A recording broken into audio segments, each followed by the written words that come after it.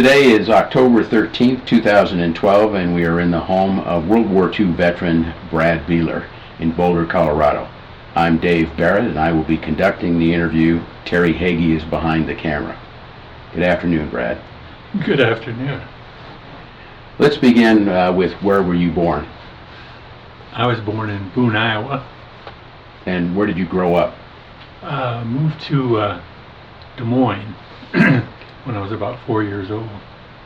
So basically, I grew up in Des Moines, Iowa. Where were you when you first heard about the attack on Pearl Harbor? I was headed out to a high school band concert, and that was, of course, on a Sunday. And I wondered if they were going to go ahead with the concert, which they did. And I didn't really know what implications that would be for an attack of that type. But we did go ahead with the concert. Did you know where Pearl Harbor was? Oh, I didn't. I knew where Hawaii was, but not Pearl Harbor. Okay. And what was your reaction to the attack? Well, I thought it was unbelievable that a country like Japan would do that. And I did give some thought as to what the implications would be for all of the men that would be called up into service. But I didn't immediately think of myself. I was a senior in high school.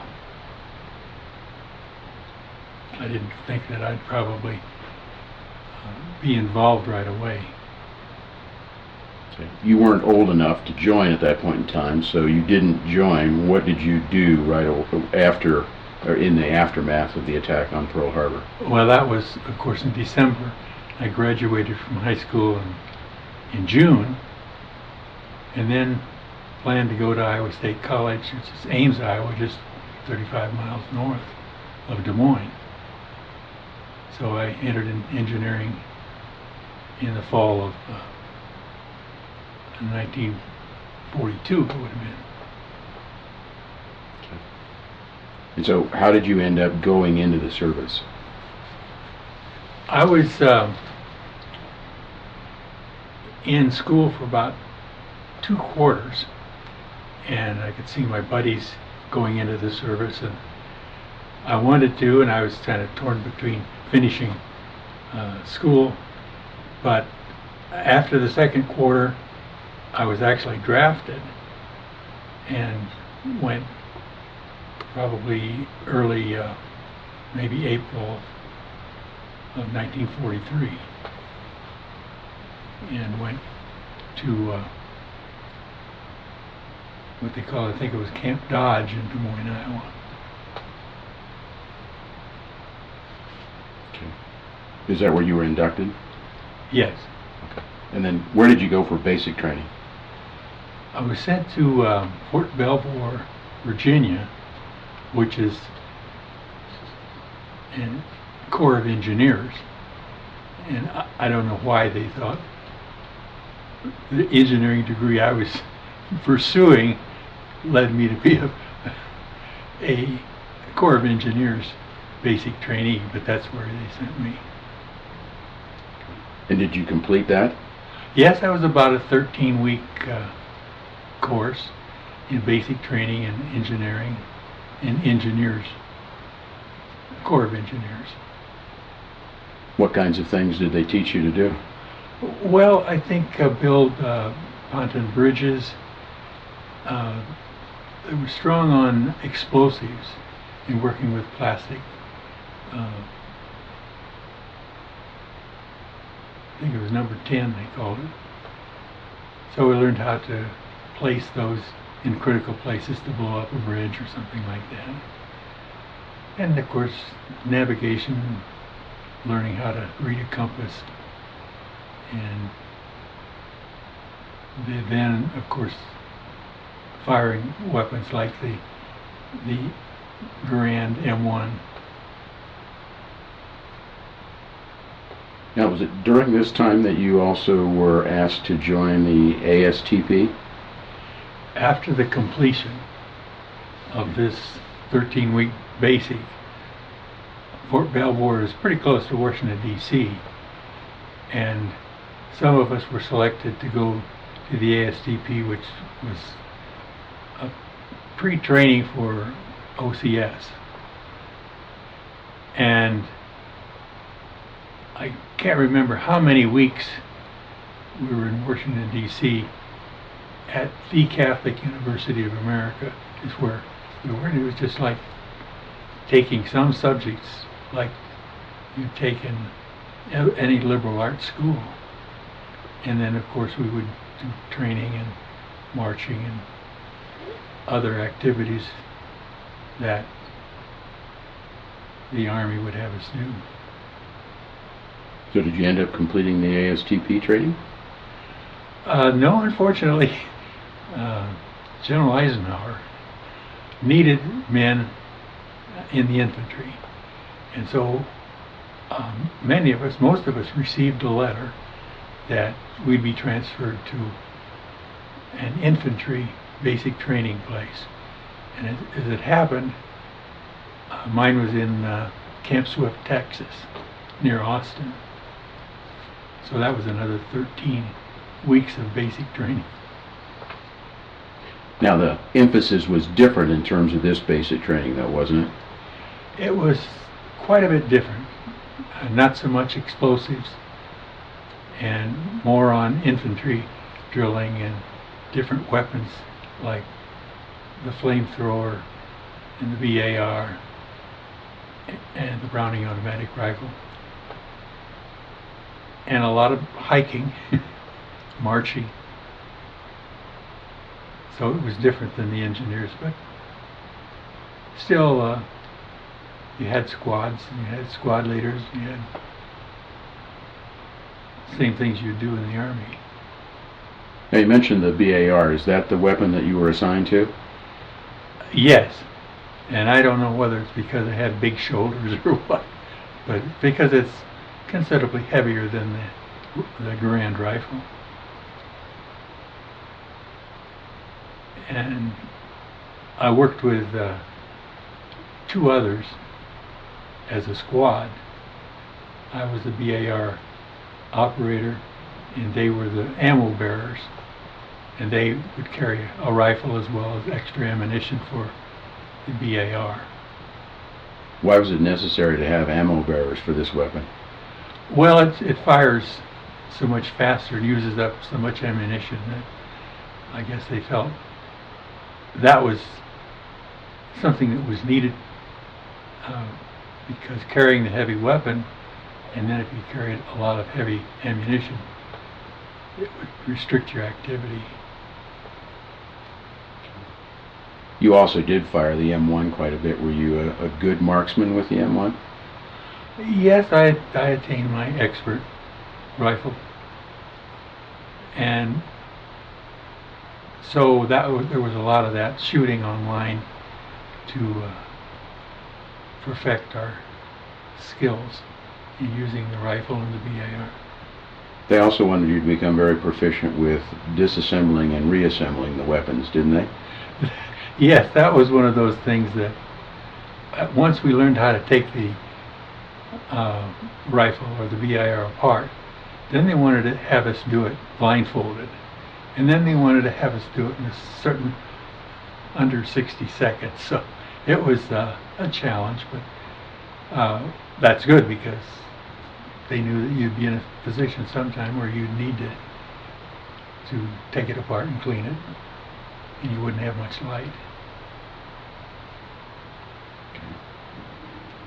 So you mentioned that there was a fair amount of marching and hiking. What was there sort of a culminating event to the end of the 13 weeks that made you feel like you were well prepared to now go on to the next phase? I can't remember the miles of the hike, but it was substantial, like 25 miles or something like that. And that would have been, I think they were saving that until the last. We were building up strength to be able to march that far with packs and weapons. Now, while you were in basic, there was some of your commanders were a bit worried about when you actually were transported overseas that that the ship could be potentially torpedoed, and so he was concerned about the guy's ability to swim. You were called on to help in that regard? Yes, I'd been on the swimming team at Iowa State, and they asked me if I could take some of my spare time, if there's any spare time in basic training, and go to the pool and teach some of the other trainees how to swim, because if you do get a torpedo in a ship, naturally there's a lot of oil on the surface and people could flounder around and drink it, but if you could do the breaststroke and push the water ahead of you, you can get far enough from the ship that you're more safe. So yes, I did spend some time there. Now, before you left basic, had you been assigned to a particular division?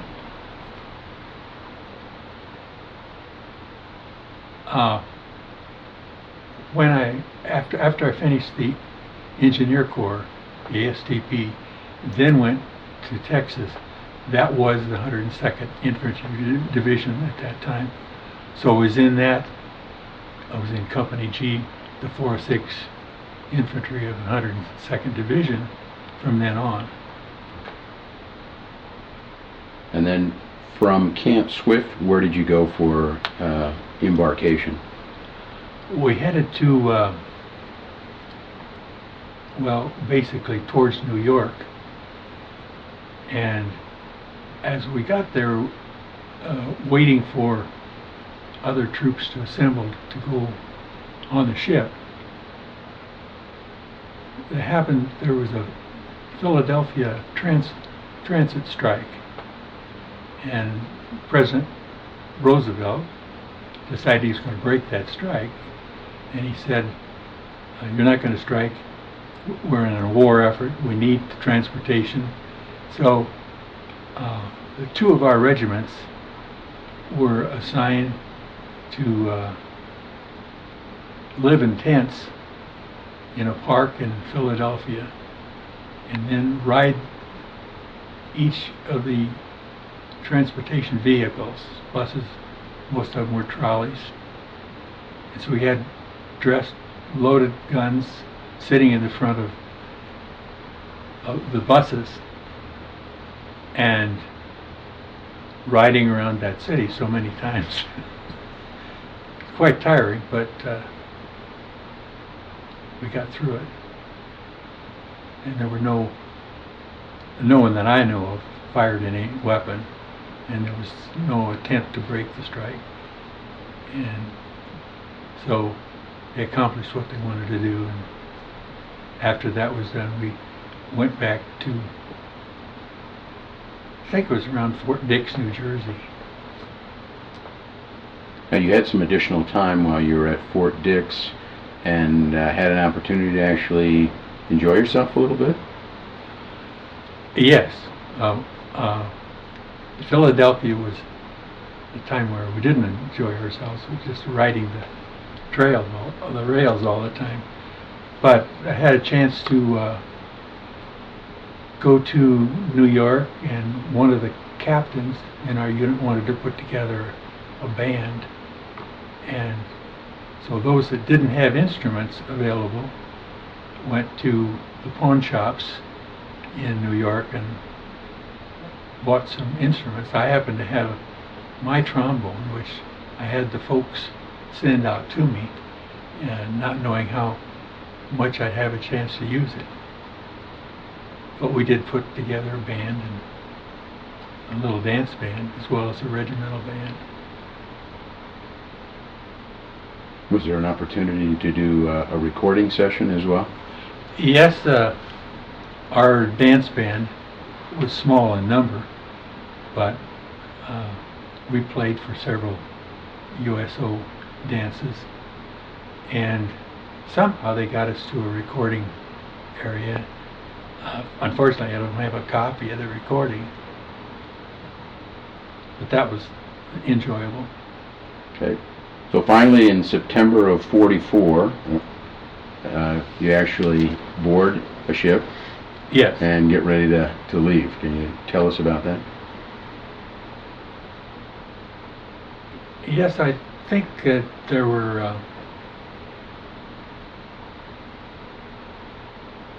I can't recall the number of ships that would be going over together, but they planned so many ships wide and so many ships deep to travel in a convoy so that they could avoid the submarines the Germans had. And they did pack us onto the ship. I think we were probably on the ship maybe a couple weeks, or no, probably 12 days maybe. And at that time, there would be things they would broadcast over the PA system. One of them was how to speak French, how to speak German. So at that point, we knew which way we were going. Otherwise, we had no idea. And so I learned a few words in German and a few words in French that I was able to use later. And do you recall when you landed and where? Our boat, we didn't experience any submarines, and we went overnight, I think, at England. We didn't get off of the ship, and the next day we went to Cherbourg, France, and that's where we disembarked. How did you leave the ship? I left the ship with a full uniform and backpack, and went down the rope ladder and boarded one of the small craft that took us to shore. And it was the same place, coincidentally, that D-Day occurred maybe 90 days earlier, where so many lost their lives because the Germans were waiting, actually. Was there still a lot of evidence or destruction around that you could see from the invasion? Yeah, some of the ships that had been blown up were not cleared out. And however, when we got up to a higher level of a cliff, we were put in an area of, I suppose, maybe 20 acres with hedgerows around the area, and that was where we set up our regimental group in pup tents. And of course it was real wet, it rained a lot, and the ground was already pretty soggy. And we had 3 to a pup tent, and it happened that the other 2 members of my squad were twins. And I thought that was unusual for twins to serve in the same area of combat. But in that area where we were, we had to do marching around. We had a regimental band that played.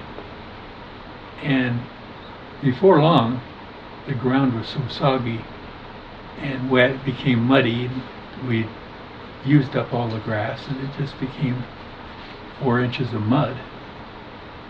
But that was enough that when we got through for the day, we took our boots off and left them outside the tent, so we'd have a tent that was fairly dry. How long did you stay in this area? Probably, we stayed in this area almost a month, I think. Maybe 20-some days. Now, you and a couple of friends decided to take a little trip from camp one day. Oh, that was a wild idea. I can't believe I did it, but we were wanting to go to Paris, and there wasn't any transportation.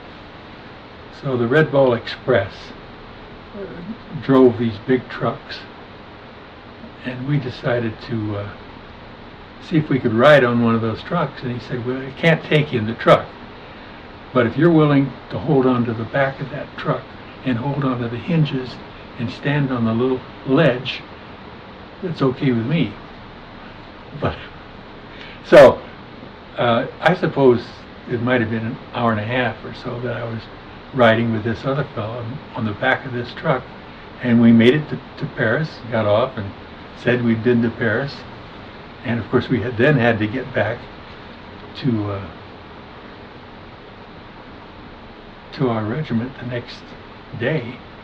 So we did the same thing going back at night, and of course it was raining, and it's a very foolish thing to do, but we said we'd been to Paris. So we're at the end of October, the 25th, and it's time to move to the front. How did you get there? There were several modes of transportation. One was a truck to a train area, and you've heard of those 40 and 8s, big. They would carry 4 horses or 8 horses or 40 soldiers.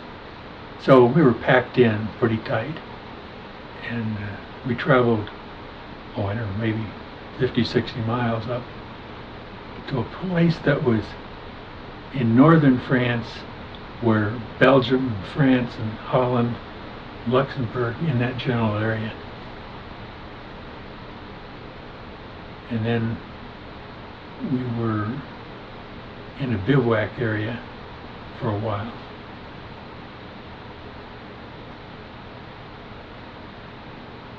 Okay. And then you went east from there? The actual directions are hard to remember because I think it would have been because going east, we would have gone towards Holland and Belgium. So, yes, that would have been east. Okay. Ultimately, you get to an area around, is it Tongres, Belgium, and then finally to Herzogenrath, Germany. Yeah, Germany. Which would be in southeastern Germany? Mm-hmm. Okay. What happens once you get to Herzogenrath? Well, of course, you realize that in the infantry you don't really know where you're headed and why, but later found out that we were to head north, or head towards the Roer River, and to engage the enemy and secure the towns around the Roer River where we could cross and then go to the Rhine River.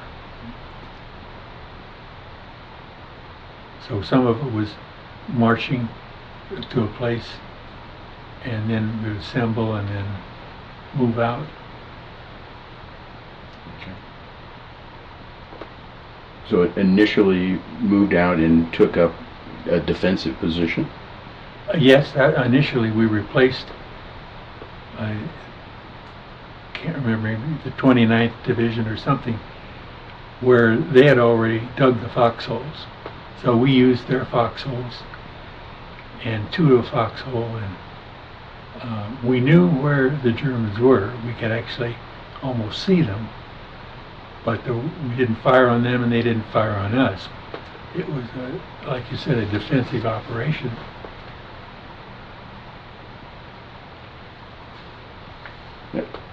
You ended up, after a short time, being relieved by the 120th.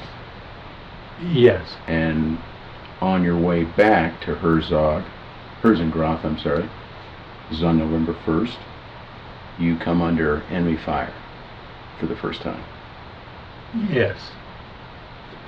And some of those dates and places aren't really fixed in my mind well, but I've been able to find some literature that's given me a better idea of actually where I was.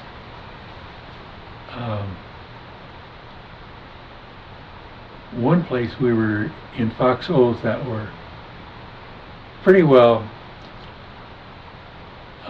zeroed in by the German snipers, and they knew right where we were, and any movement brought enemy fire. Enough so that one fellow in the adjoining foxhole put his helmet on a rifle and lifted it up, and immediately got a shot right through the helmet.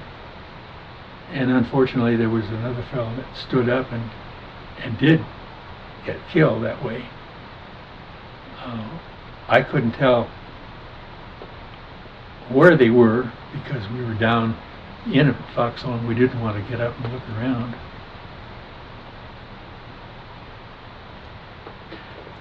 The shelling by German 88s, and there was a time where there was a concern when you were moving and a tree burst from the shells.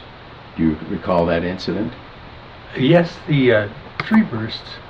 Generally there are trees along the roads that you march from one place to another. And it was a favorite trick of the Germans to have the fire hit the top of the trees in a way that would break the limbs of the tree and fall down on the soldiers as they were walking along. And many were really hurt quite badly and some killed from those tree bursts.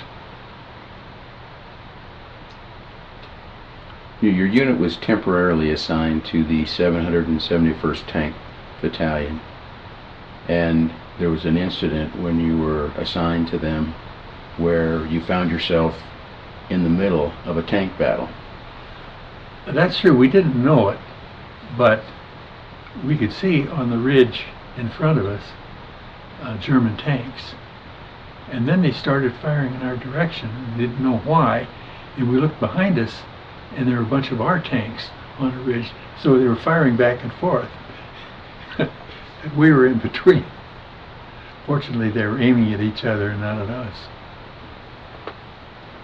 That must have made for a pretty tough day, I bet. Well, it was exciting to say the least. Okay. Now, your first you've been out on the front, you've seen the Germans, but you haven't truly gotten into engagement yet. Your first engagement is on the November 16th, which is actually part of a major offensive at the time. Yes, I think headed in towards the town of Immendorf. Can you walk us through that? Well, we left our trucks and headed towards this field, and it was an open field, and we scattered out, and the two ammo bearers took positions, I suppose 20 yards from mine, so we could see each other. And of course we did come under fire right away, and that's the place where the two twins were 20 years old 2 days before they moved in there. Unfortunately, one of the twins was shot immediately in the neck and died immediately, and I could see his brother anxiously looking at his twin brother dying. But when he said a medic over there, they confirmed that he was dead.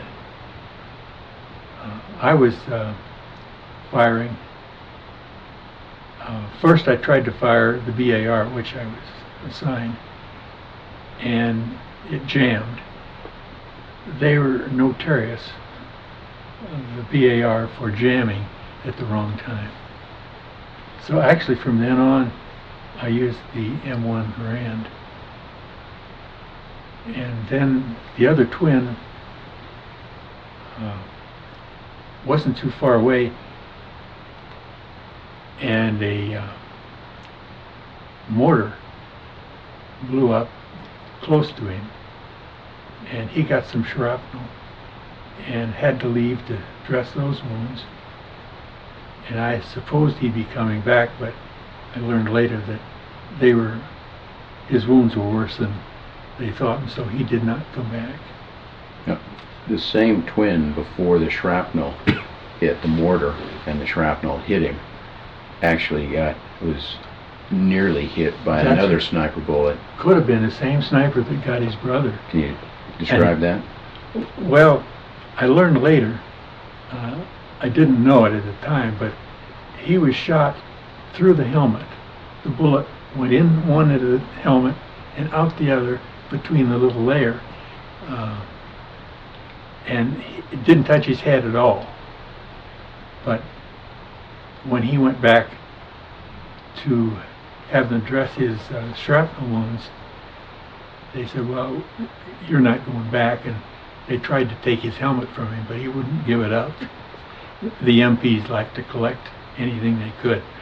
So he brought that back and showed me later on, when I saw him, the hole in and out of that bullet. So, pretty amazing. But the grace of God, I wouldn't have gotten that bullet. Yeah, to be clear on this, the three of you were out there together, and the sniper killed the other brother by shooting him through the neck, shot the other one, probably the same guy, through the helmet, almost killed him, and you were out there with these two guys, and either I was at a position when that happened that the sniper didn't have a good shot at me, a tree in his way or a mound of dirt. But of course there were more of our company in that field too, and so we moved on and engaged the enemy and went on to Emmendorf, and eventually. Now, was this the period of time as well that you temporarily picked up a German burp gun and used it as well? I did that immediately after my BAR failed, and it has a distinctive whine of a machine gun in a small, they call it a burp gun because of the way it fires. And then I realized that some of our men could think that I was a German firing a German gun, so I put that down in a hurry and picked up a spare rifle. An M1 Garand. M1 Garand that I picked up. It could have even been one of the twins' rifles, I don't know. During this push, did you engage some German troops directly? Yes, you could see them ahead. They were firing, but some of them were retreating.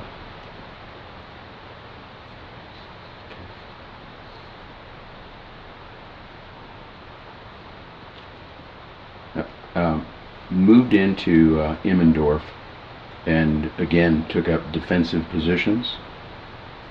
However, the Germans also left some snipers behind in Emmendorf. Is that correct? That's correct. Do you remember what happened there?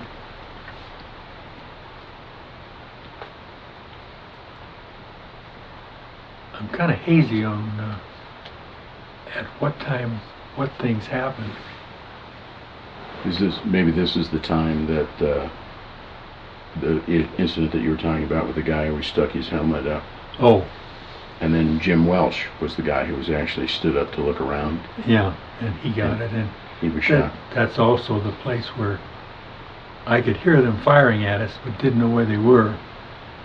And I had a grenade launcher that I put on the end of my rifle and put a grenade on it, and without standing up high enough to be seen, I just fired it over where I heard the shots coming, not knowing whether I ever hit anything or not, but at least I felt good about firing back. Did the shots stop coming from that area?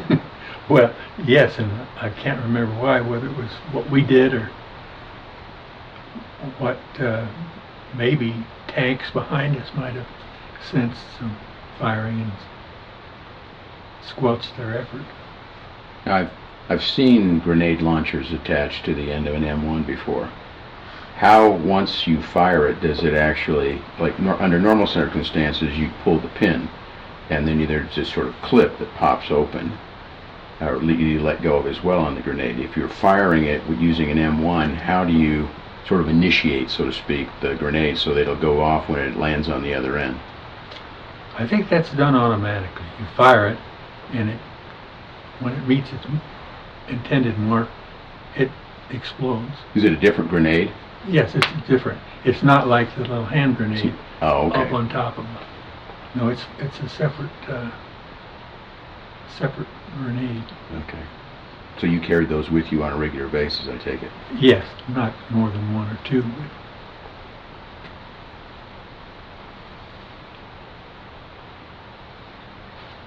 Now, there was another incident in terms of the grenade launcher where you wanted to use it and you got overruled. You remember that? Yes, that was when we were moving into the Germans' towns. Normally, we would come in and go down to the basements of the town and look out the basement windows. And one time we were evidently, well, the window I looked out of was on a house that was adjoining the street in that town. And all of a sudden we heard rattling down that street a big tank.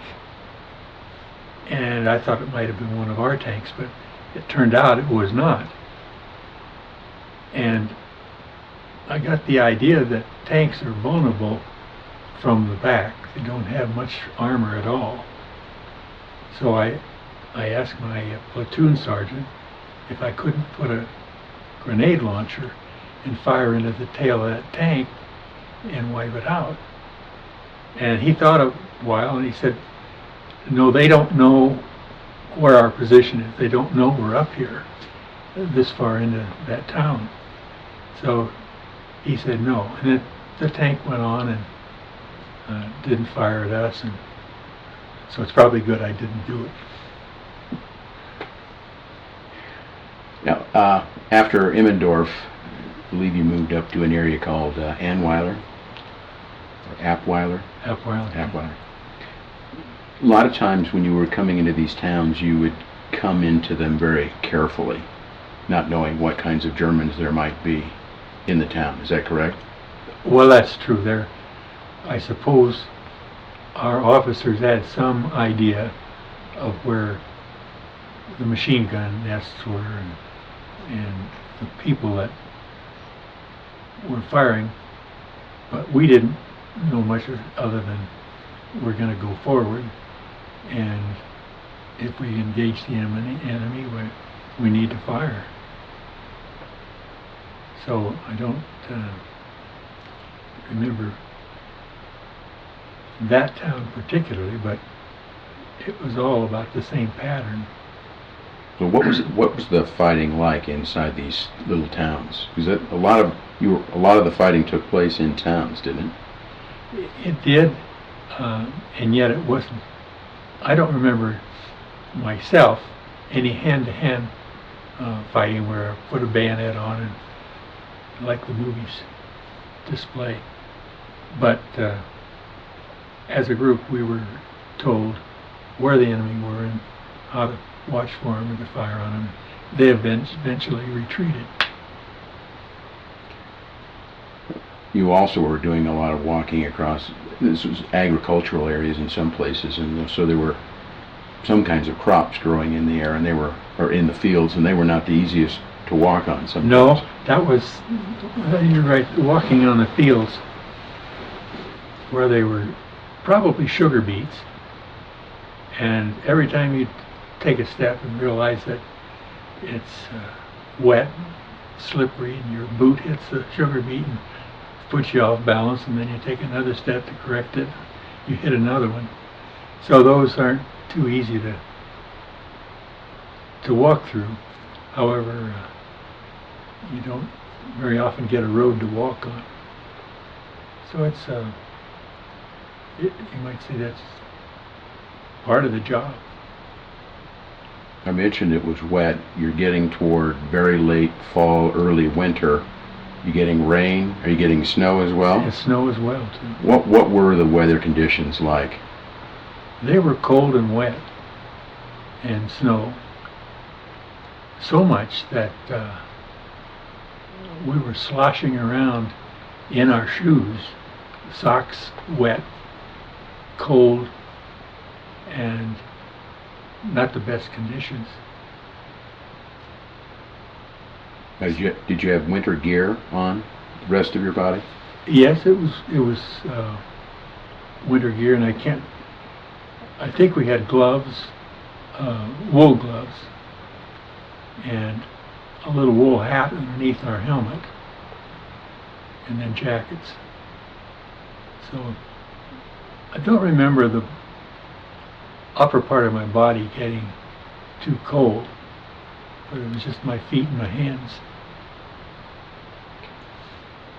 On December 2nd, your platoon sergeant came to you and said that your left flank, you'd lost contact with the left flank, and asked you and another soldier to go out and make contact. What happened? I selected another man to go with me when the platoon sergeant said, try to make contact with the company that's on the left flank. And I didn't know where that was to be, so we proceeded cautiously and kept walking, and could hear firing at us and at others too. So finally was able to make contact with one of our companies and told them why we were there, and so they said, yeah, we will make the connection and you can report back that we're on your left flank. So they had some prisoners that they wanted to take back to the MPs, and we took some prisoners back and turned them over to the MPs. And I think there was one of our wounded that we helped back too. But we got the job done. Obviously, your company and this company that you were attempting to make contact with were distance-wise far enough apart that you couldn't see each other. Well, that's true. I mean, were we talking hundreds of yards, or are we talking a mile? Do you have any recollection? I think it would have been closer to a half mile to a mile. Okay. And in that space, there's just the two of you. You don't know exactly where the Germans are. You don't know exactly where your friendlies are, right? No. I mean, what are you thinking when you're going through this? And is this a very slow process to make sure that somehow you don't end up out there in no man's land with the Germans? We wanted to be careful that we did not engage the Germans at that point, but just the two of us. But as we sensed the direction, we probably stayed further back and then headed east, as I remember, until we did find some evidence that we were meeting with U.S. troops. And then would you call to them so that they know that it's an American troop that's coming in, so they don't accidentally shoot you? Or? Yeah, and I think they had a password set up too that we used, but I can't remember what it was. Okay.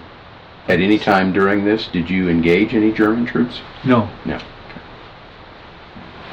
Now, ultimately, when you came back, or sometime after this incident, you were awarded something as a result of doing this. Is that correct? Yes, it was quite a bit later that I learned that they had awarded a Bronze Star for going out in this operation and making contact with our left flank. So, after this, you're in the area around Gersweiler and Pufendorf, the two towns? Gernsweiler and Pufendorf. Okay. Can you remember anything about what was taking place at that time?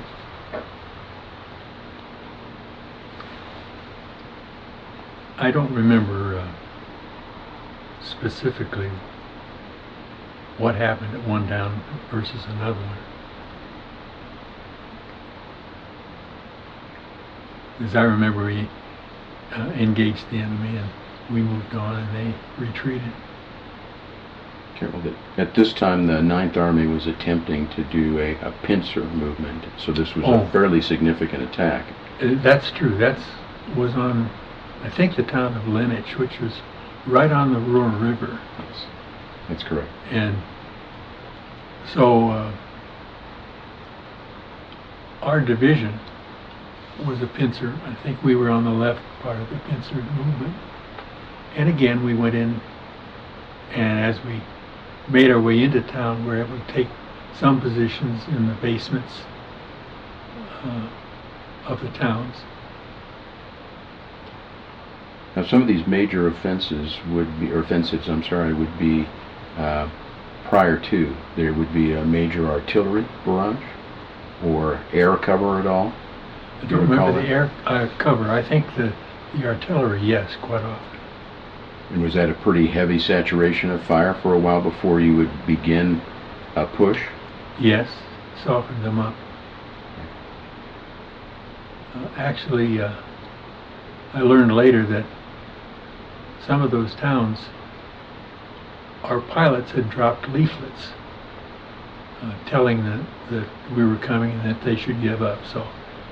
But as I understand, the troops we were fighting were some of the top German troops, so they probably didn't necessarily drop their guns and run. During this period of time, you would frequently, when you were going back and forth areas, obviously this area is a lot of combat's taking place, run into bodies, German and GIs? Unfortunately, GIs as well. We were moving up fast enough that some of the bodies were almost frozen. And of course, to look down and see your own army, I didn't see anybody I knew, but the Germans were there too, and I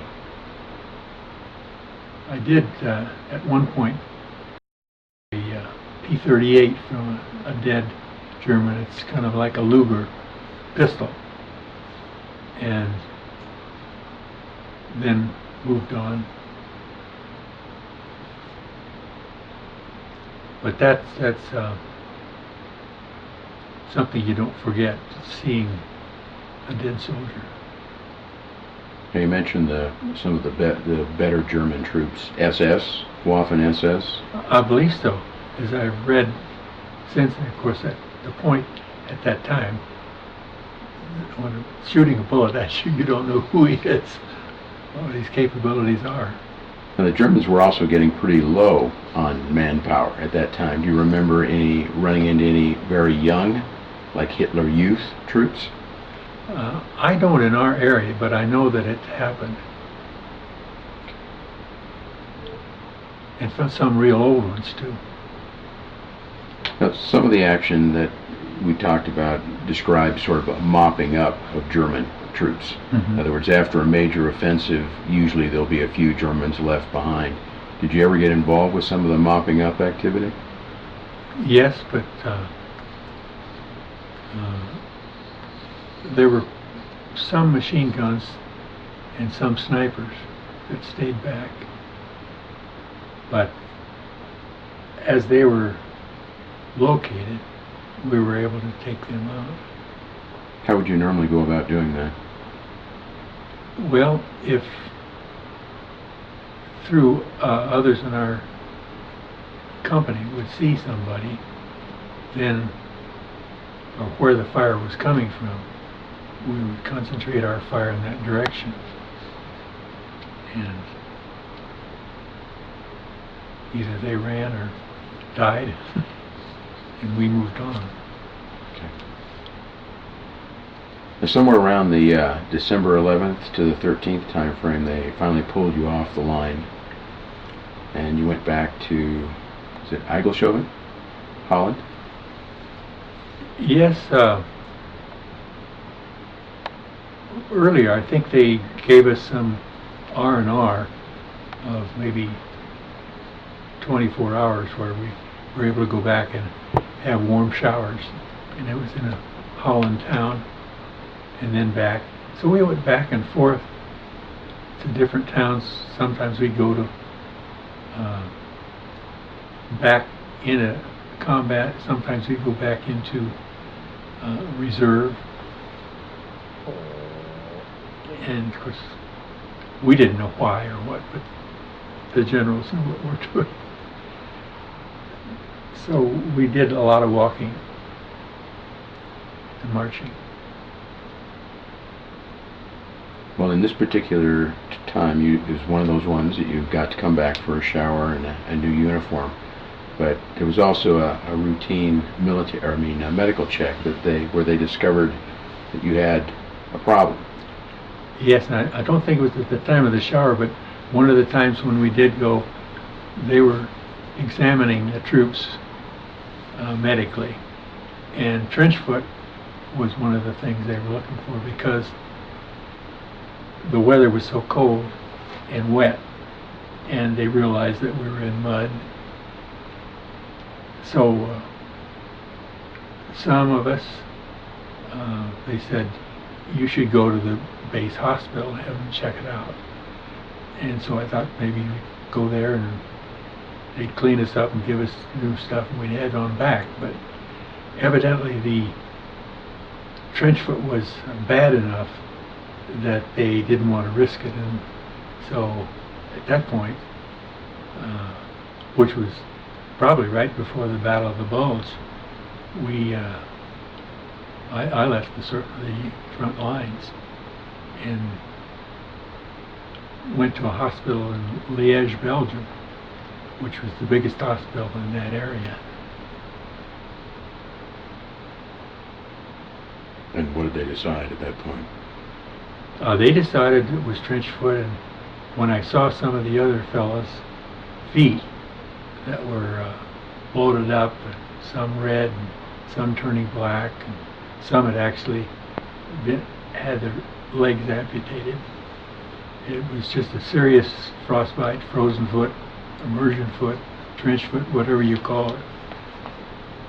Now, here you are thinking that you could potentially go back to your lines, and you're actually suffering from something that is potentially something that would cause your feet or your toes to be amputated.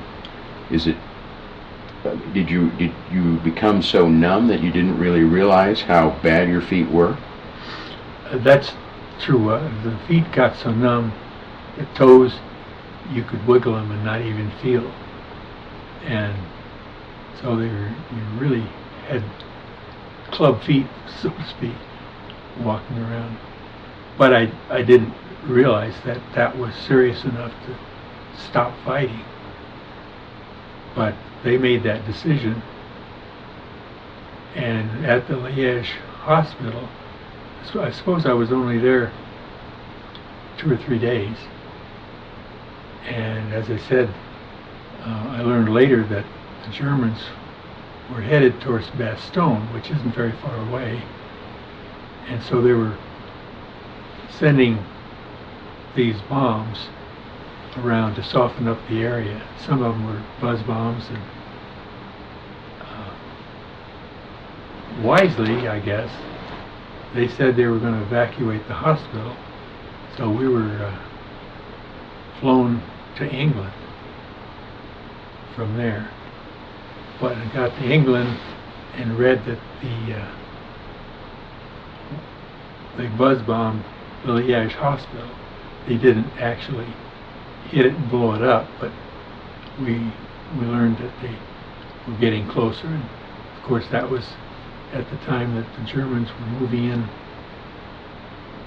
to Bastogne and would have taken that hospital if they hadn't been stopped.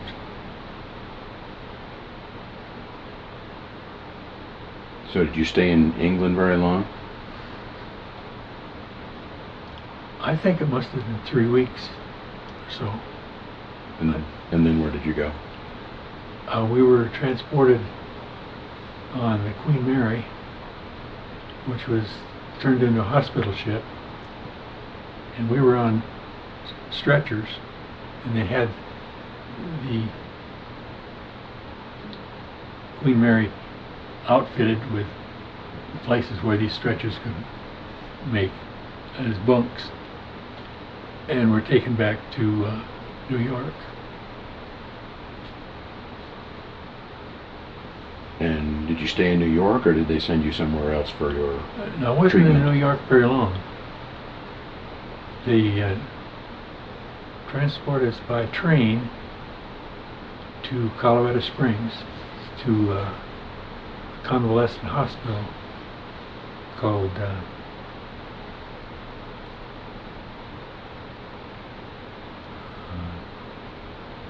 Camp Carson.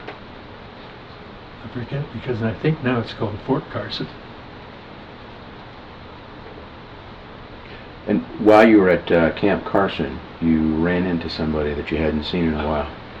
Of all people, I ran into Jim Grorich, the twin who lost his brother, and we were then happy to be able to get together. He had told me about something called an extended duty or Detached service? detached service. They he went back. He said he was going to go back to a detached service to the town where he grew up in St. Louis. And I said, well, maybe I can apply for that too, because I was well enough by then that I was able to walk around, and yet they didn't feel they wanted to discharge me yet. So when we were back there,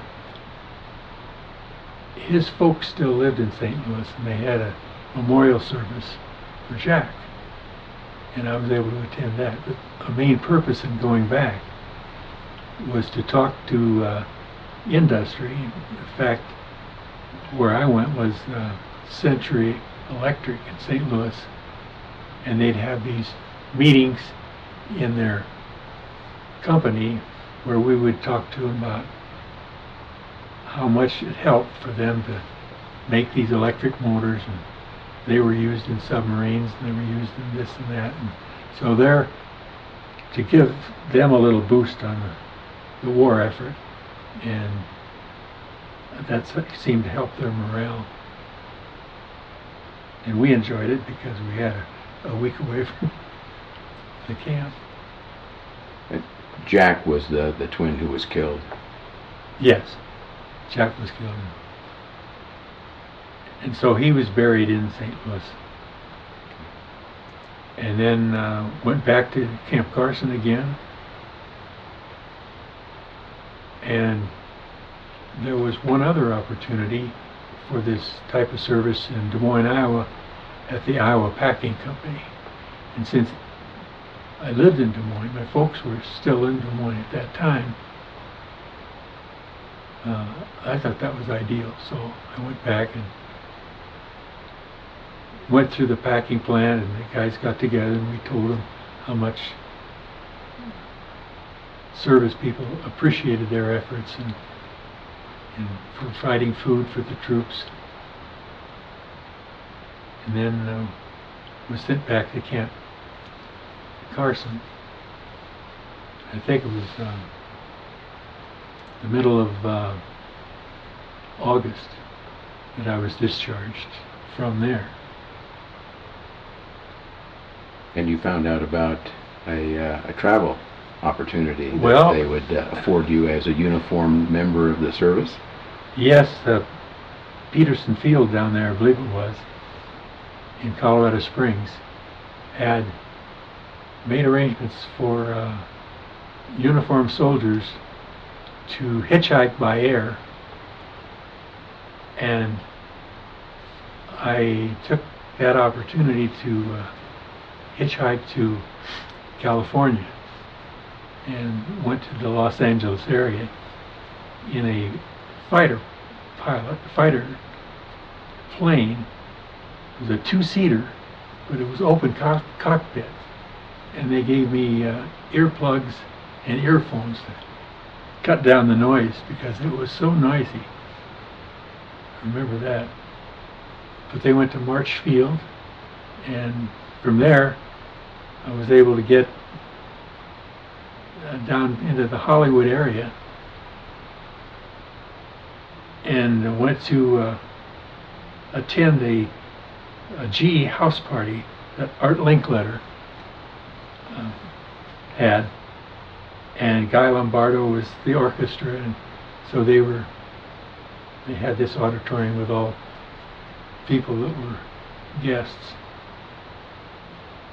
and they asked for anybody that would like to come up and sing on stage with Rosemary Lombardo. And I raised my hand, I suppose because I had my uniform on. I may have had a better chance at it. But so they selected me, and I went up on stage and was able to sing a song with Rosemary Lombardo. And they gave me a recording of that song too. And a GE Mixmaster. That's right. They awarded that. And so. Do you still have it? No. That we did use it in early marriage. We saved it. My sister-in-law wanted it the worst way, and for some reason I hung on to it. But in moving around different places, I don't know where it ended up. So did you end up going back to Des Moines? Went back to Des Moines, and that was in August of 45, and decided to go back and finish engineering at Iowa State in Ames, Iowa. So I made arrangements to start in September, I believe it was. And after let's see, I got in on the GI Bill, and then that was 45, and in 46 I asked him if I couldn't transfer my GI Bill and go in the summer to Colorado University, and they were able to arrange it, but they wouldn't let me stay there. I had to go back to Iowa State, which worked out fine, because then that was in 46, and 47 my wife and I were married in Des Moines, and then I still had a year left at Iowa State, so I went back to Iowa State, and we lived there before we then decided to move to Colorado, since I'd had a good experience in the weather in Colorado, and I liked the opportunity of fishing. So I accepted a job at lower pay in Denver, Colorado as an engineer, rather than going back east to, I think it was Firestone. I had a chance to work with them. I'm glad I made that decision. Peg had three brothers that were also in the service. That's right. Her oldest brother was in the glider corps, Air Corps, and then she had the next brother was in radar, and he was in the London area. And our youngest brother was a B-17 pilot. In fact, he gave me his B-17 silk map, which shows the areas where he bombed. And and he came from a base in England across the channel and over where we were on the ground, and then bombed Berlin and several other, Frankfurt, several other towns. About 20 years after the war, something arrives. Well, I guess I didn't mention that while we were in this area near Cherbourg, we had our band and the regimental band. When they decided that we would move up to the front, they said, now you're going to leave your instruments here, and you take them and wrap them in this cosmoline tape, and so they're waterproof, and we'll put them in some farmer's barn, and then after the war you'll be able to get them. And of course that was a big laugh. We didn't know where we'd be after the war. So we said goodbye to our instruments and then went on up to Germany. But I came back to Colorado and worked for 6 years, and then for another 4 years went back to Illinois and built houses. And then we decided that we didn't want to live in that high humidity and moved back to Colorado. At that time we moved to Boulder, and I had a company set up in Boulder and was working one day, and this is probably 20 years after we came back from overseas, and my wife called and she said, you'll never guess what we got in the mail. And I said, well, what was it? He said, your trombone came from France. It had been sent to one of the members of our band in Virginia, and he had an address, and the only address I had was, at that time I was at Iowa State in the Sigma Nu fraternity. So he sent it to that address, and by then I wasn't there, of course, but the other Sigma Nu brothers in the house knew where I was, and then shipped it on out to Colorado. And so that was a big surprise. But that wasn't the only surprise. Well, no, it was after that, here in Boulder at Folsom Field, they have a 4th of July celebration where they have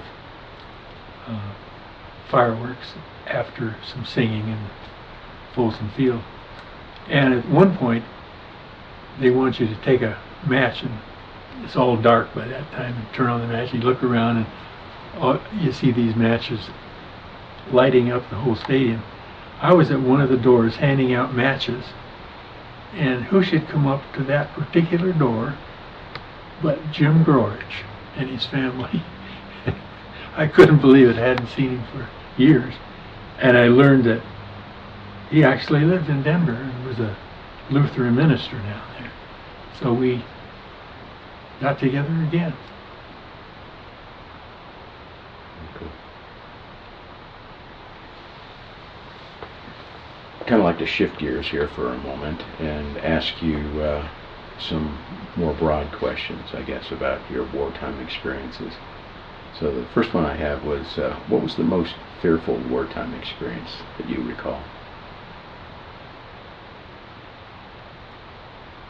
I think it was early on when I could see that we were pinned down in foxholes, and to see somebody actually get killed that I'd been with for so long, even maybe more so than when Jack got killed,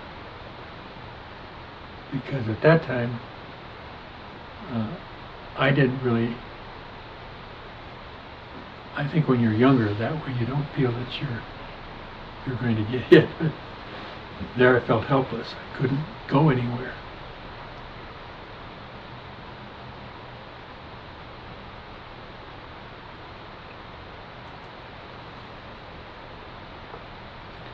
And how about the most powerful or memorable experience? I think the most powerful was when Jack was shot. We hadn't been in combat long, and to see him get killed immediately, that was a powerful memory.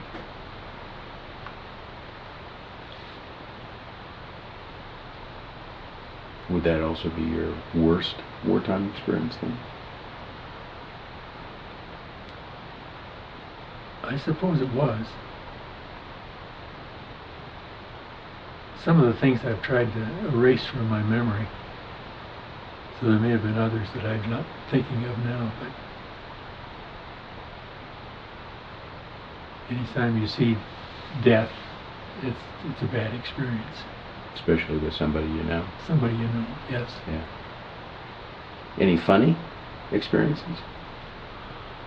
Well, I think Thanksgiving of 1944,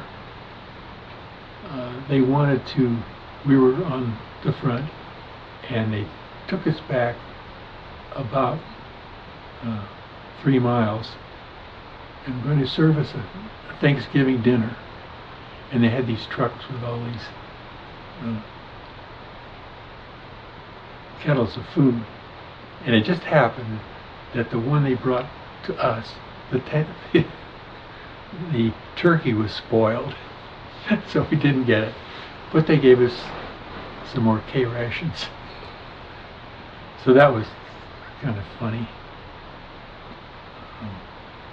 Jim tells a similar story about Thanksgiving, except that he was in England, and he's saying that he was being served boiled beef, tough boiled beef, he said. And he was thinking about you guys back on the front line getting a turkey dinner. Yeah. And there he was eating his boiled beef.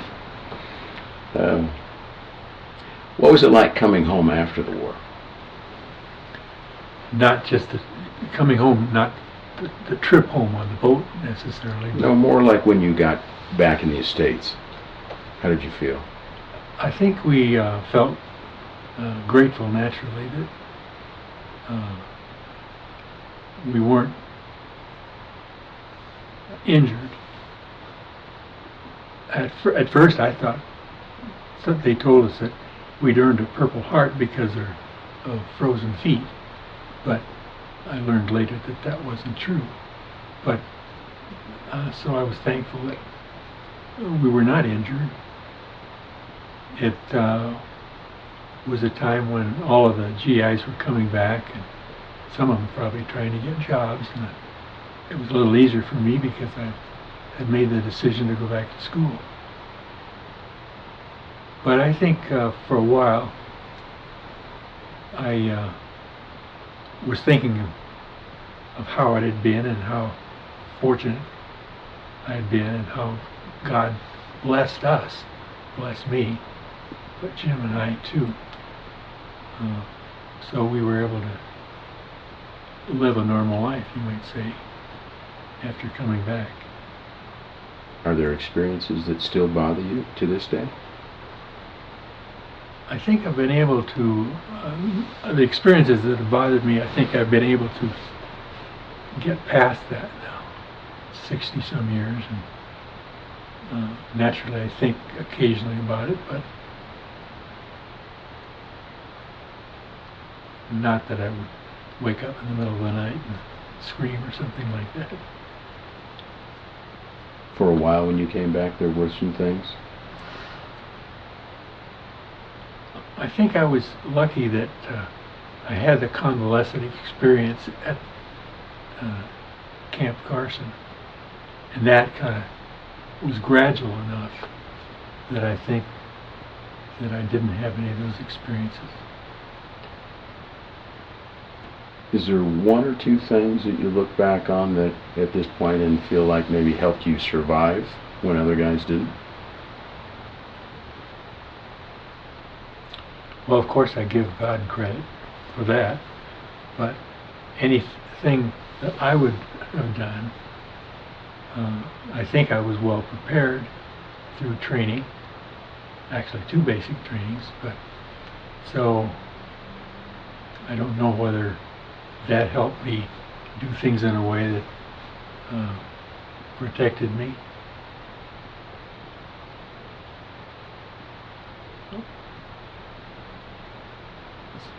So I don't know why I was spared.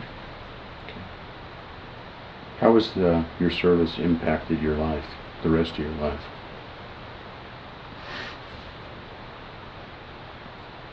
Well, other than the blessings, I was impacted by friends that I've later met. I've gone to 202nd Infantry reunions and met some of the people that I knew, the men that I knew in service, and some that were in the band.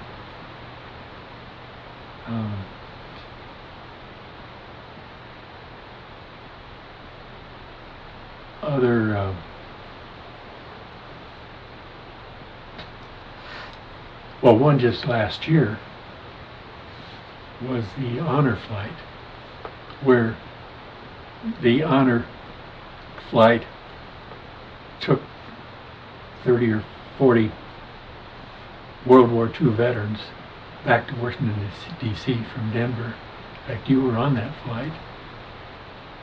And that was memorable, to be with other soldiers, none that were from my particular unit, but we saw the memorials in Washington, D.C. The thing that impressed me was that when we get off the plane, the people, as we come into the airport, knew we were soldiers, World War II, and they were all applauding, and it was a humbling experience to walk up the gangplank and have even little kids give you a piece of paper where they've drawn a picture and said thank you for serving in World War II. So that was impressive.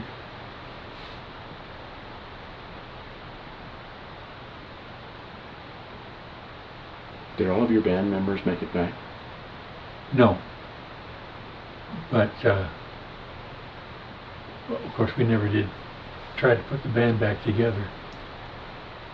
But in listening, in noticing the listing of those that were killed over there, some of my newer band members.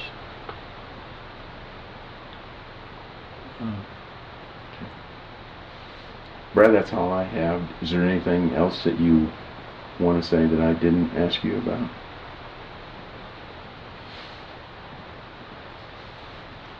I probably missed the opportunity to say a lot of things, but you just don't come to mind right now.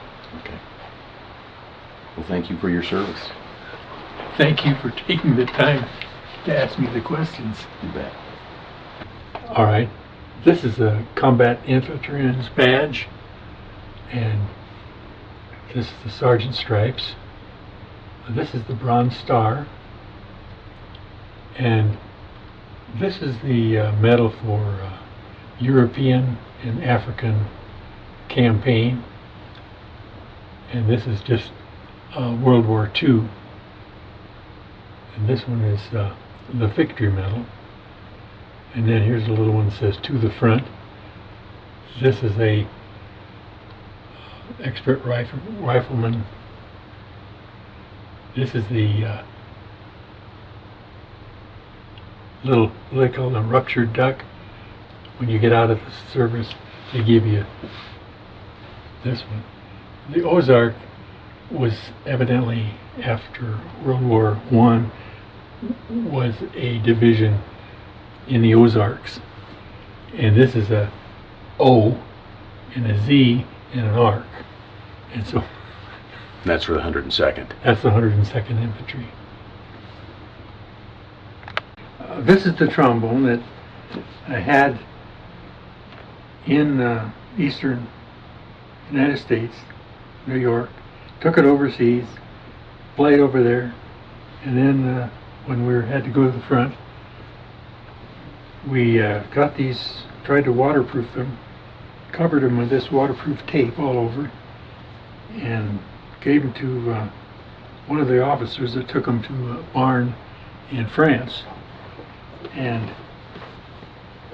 this is the address that was on there. Ames, Iowa. So this fella, Schultz,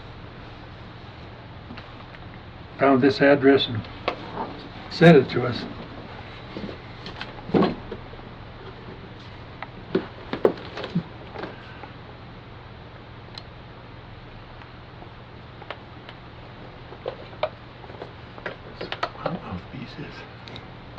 Have you played it since you got it back? I tried it, but my lips, Oh. you have to build up your lips strong enough, and I just couldn't do it. For the Corps of Engineers, this is typical of the type of bridge that we would have been building, practiced, and worked with.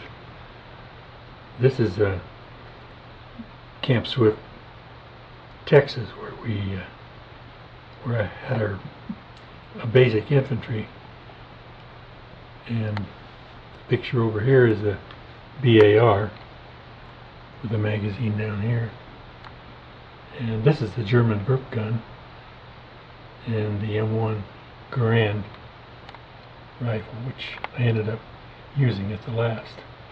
This is arriving at Cherbourg and disembarking down the rope ladders onto a waiting craft below where we got in, and that took us to the shore. And these ships have a front that opens up and allows you to walk out to the shore, although we probably got in the water a little bit. And we landed on Cherbourg. This tip is up here. This is Omaha Beach, where D-Day, some of the troops arrived at D-Day there. Cherbourg. That shows where Paris is. If I ever go to Paris again, I don't want to go the way I did before. When we arrived at Cherbourg, we went a few miles to an open field that were surrounded by hedgerows. And you've probably heard about the hedgerows, that the D-Day fighters had to go from hedgerow to hedgerow because the Germans had such good protection.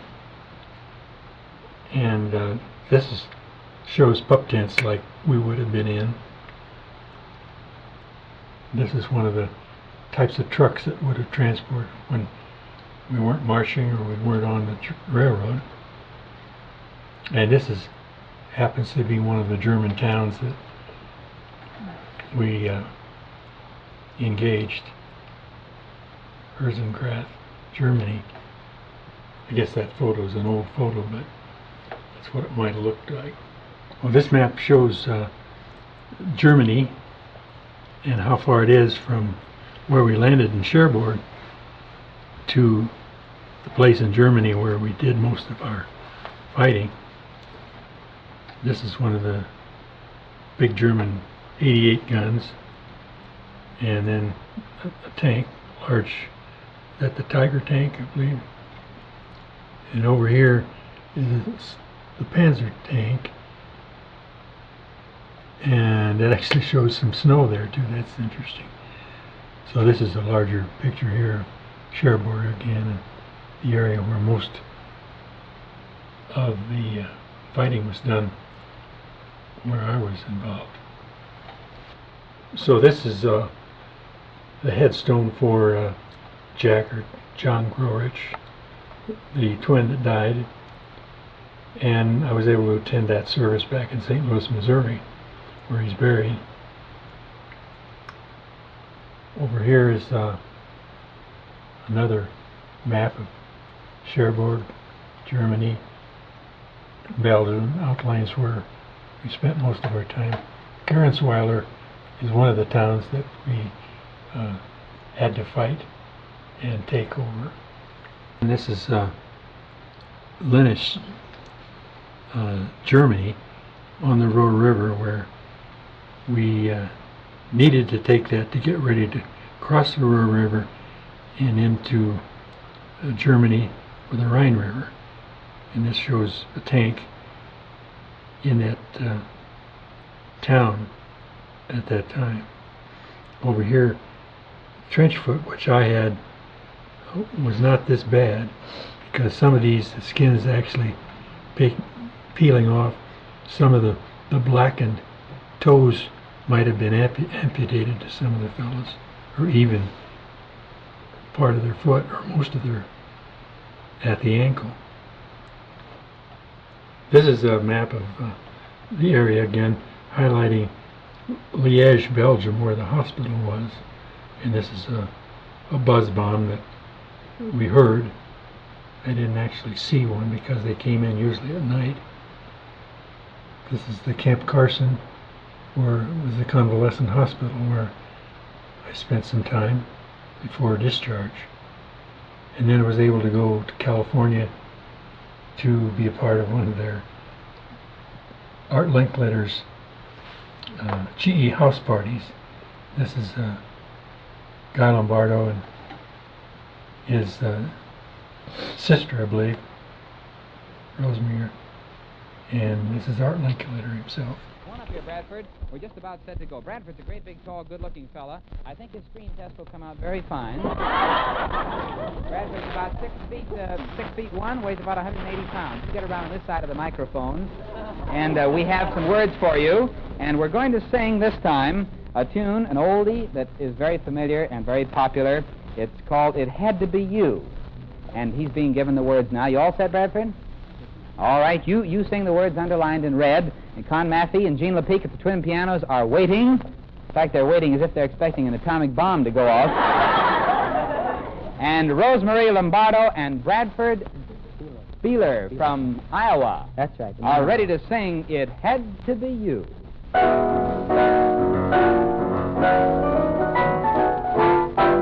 It had to be you. It had to be you. I've wandered around, finally found somebody who could make me be blue, could make me be blue, and even be glad just to be sad thinking of you.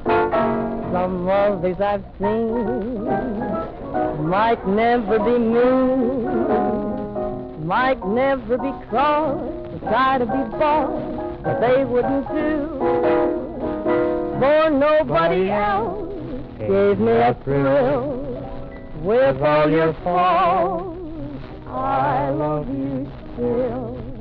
It had to be you, wonderful you, had to be you.